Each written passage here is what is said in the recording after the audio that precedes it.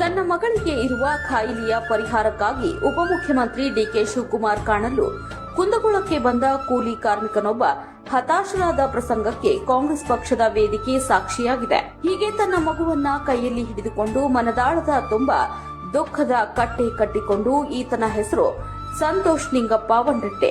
ಮೂಲತಃ ಹಾವೇರಿ ಜಿಲ್ಲೆ ಹಾವೇರಿ ತಾಲೂಕಿನ ಮೇವುಂಡಿ ಗ್ರಾಮದವರು.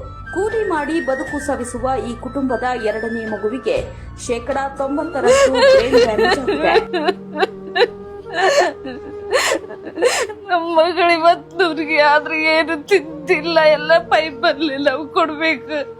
ನನಗೆ ಇರೋದು ಎರಡು ಮಕ್ಕಳು. ದಯವಿಟ್ಟು ನನ್ನ ಮಗಳನ್ನ ನನಗೆ ಉಳಿಸ್ಕೊಡಿ.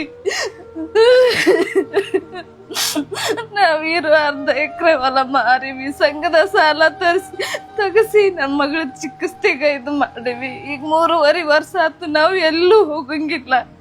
ಮಗಳ ಮೇಲೆ ಒಂದ್ ನೊಣ ಕುಂದ್ರಕ್ಕೂ ಕೂಡ ನಾವು ಬಿಡಂಗಿಲ್ಲ, ಅಷ್ಟು ನೋಡ್ಕೊಂತೀವಿ. ಆದ್ರೆ ನಮ್ಮ ಮೇಲೆ ದೇವ್ರು ಇಲ್ವೇನೋ.